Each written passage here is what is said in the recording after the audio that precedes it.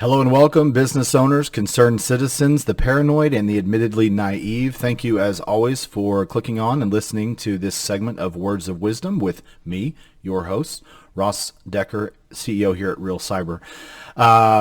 Just a quick one today, but it caught my eye because we already talked about the Change Healthcare, United Healthcare breach just a couple days ago. And some of the details have now started to trickle out about what happened and how the breach ensued. So, as you'll notice on the top of the article here, stolen user account, no multi-factor authentication, right? So, what does that mean? Not overly complex. Think about any online platform that you log into that only requires a username and a password. So it could be your email still, could be a bank that's lagging behind, could be an insurance portal that you use that is just a username and a password. So basically there was Citrix. I know you probably saw that. Citrix is a kind of a remote access platform. And without diving too much into the technical details, somebody with privileged access at United Healthcare had their Citrix account stolen, and all that was required to log in was the username and the password, right? No secondary authentication. So no text message, no code on the app, no email verification, nothing, right?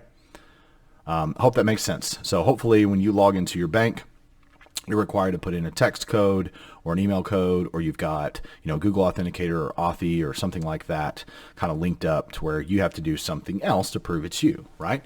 So most of your accounts today should have, hopefully all of the ones that are holding critical information should have multi-factor authentication set up, right? This instance here is a very, very, very good example of why that's important, right? It is kind of a backup to the backup. So some of the details that came out of this story here also that the threat actors were in the system for 10 days, kind of scoping out the lay of the land before damage started to ensue. So there's some red flags there, right? How much does that mean that the internal security was functioning? Now, hindsight being 2020, okay? And I don't envy anybody who works at in IT or security at Change Healthcare. Not pointing any fingers. I don't like that. I think it's a horrible game to play. I know that dealing with stuff like this is very real. It's very stressful, and everyone can always find some reason to blame somebody, and it's nasty, right? So not about that. Just some thoughts. Hopefully in your systems, somebody couldn't, browse for 10 days without being detected. Hopefully that's the case, right? And just take the information as a huge reminder.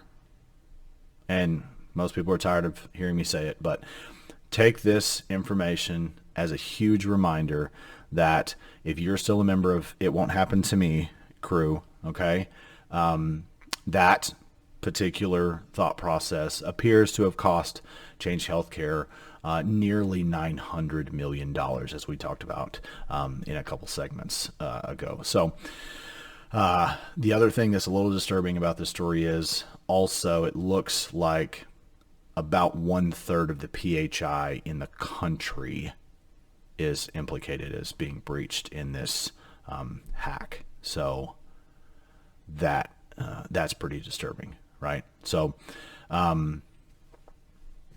they didn't get the information back as far as I have seen yet. So wherever you're at today, I hope you're having a great one. As always, harden the target and stay vigilant, everybody.